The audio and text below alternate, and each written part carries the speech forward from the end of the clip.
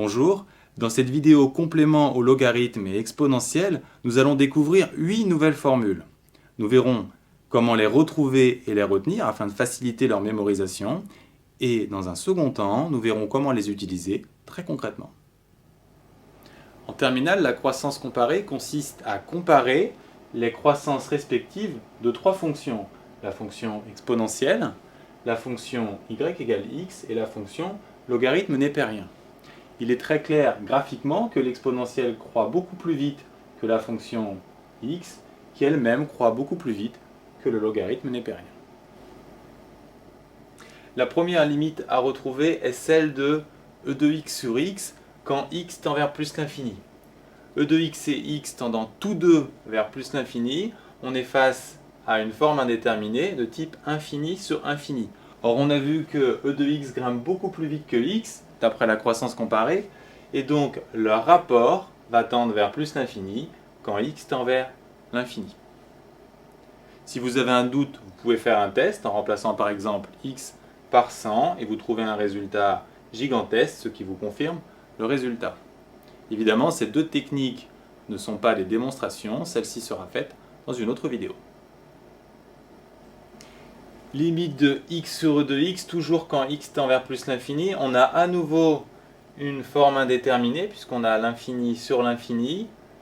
Et e de x l'emportant, on doit intuiter un résultat nul. Ce n'est pas forcément évident pour tout le monde. Si vous avez des doutes, faites un test. Vous allez trouver un résultat proche de 0. Troisième limite, affrontement en moins l'infini entre x et e de x. Évidemment, x tend vers moins l'infini, e de x tend vers 0. On obtient une forme indéterminée, cette fois du type 0 fois l'infini. Et pour trancher, je vous recommande encore une fois un test. Vous obtenez un résultat proche de 0 et donc la limite est nulle. Nous avons donc obtenu les trois formules suivantes. Pour les mémoriser, ayez en tête que l'exponentielle l'emporte toujours sur x. Alors, une erreur d'inattention à éviter sur la deuxième formule. Quand x tend vers l'infini, e de x tend vers l'infini, oui, mais pas x sur e de x. Pour éviter ce genre d'erreur, vous pouvez utiliser cette technique. Le dominé se comporte toujours comme 1. Comment ça marche? Eh bien tout simplement, le dominé c'est x, il se comporte comme 1. Quand x tend vers l'infini, e de x sur 1 tend vers plus l'infini. De même, quand x tend vers l'infini, le dominé est remplacé par 1. 1 sur e de x va tendre vers 0 par quotient. Et enfin, quand x tend vers moins l'infini, 1 fois e de x tend vers 0.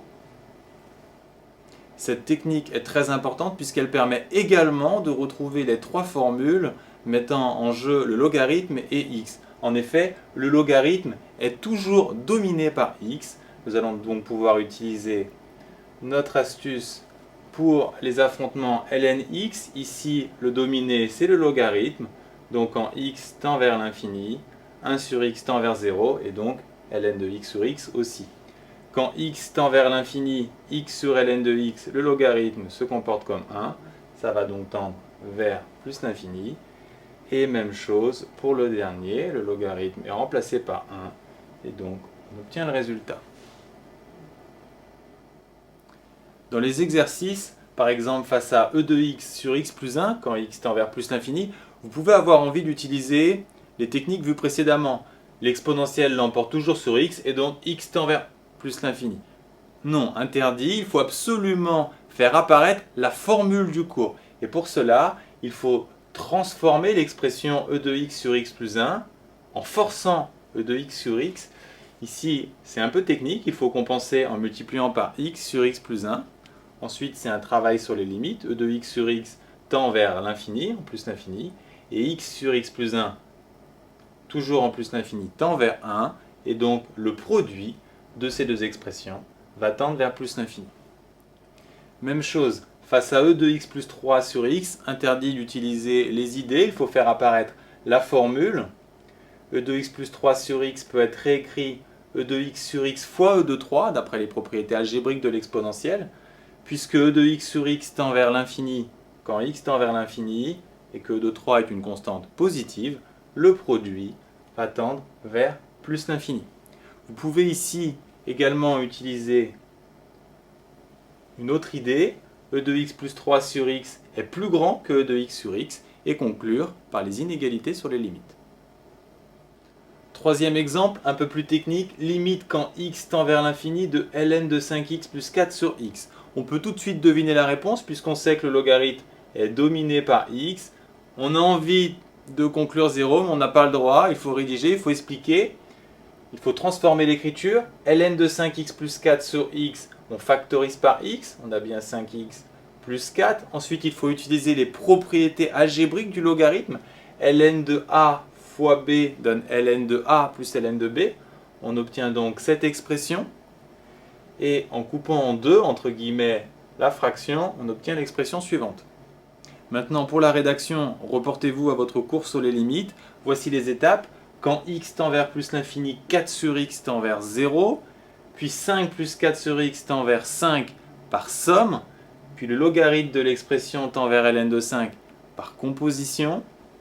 Et enfin, cette expression tend vers 0 par quotient. La deuxième fraction tend vers 0 par croissance comparée. Et donc, on obtient quand x tend vers plus l'infini, ln de 5 plus 4 sur x tend vers 0 par somme. Pour finir, deux dernières formules. On remarque que cette fois, les limites ont lieu quand x tend vers 0. On obtient à chaque fois des rapports 0 sur 0, donc des formes indéterminées d'un nouveau type, 0 sur 0. Nous démontrerons dans une autre vidéo que cette limite est en fait la dérivée de l'exponentielle en 0 qui vaut 1 et que la seconde est la dérivée de la fonction ln de x plus 1 en 0 qui vaut 1. Il faut évidemment en retenir ces résultats. Dans les exercices pour les utiliser, comme pour les croissances comparées, il faut absolument faire apparaître telle quelle la formule. Par contre, il faut bien noter que ce ne sont pas des formules de croissance comparée. Quand vous les utiliserez, vous direz tout simplement par théorème. Alors, que retenir de tout cela? 6 formules, et pour le retrouver, nous avons vu deux astuces fondamentales. La première, l'exponentielle l'emporte toujours sur x, qui l'emporte lui-même toujours sur le logarithme, et les dominés se comportent toujours comme 1, ce qui nous permet de retrouver tous ces résultats. Dans les exercices en pratique, n'oubliez pas qu'il faut toujours faire apparaître telles quelles ces formules, ce qui est également valable pour les deux dernières formules qui ne sont pas, nous l'avons rappelé, elles, des croissances comparées.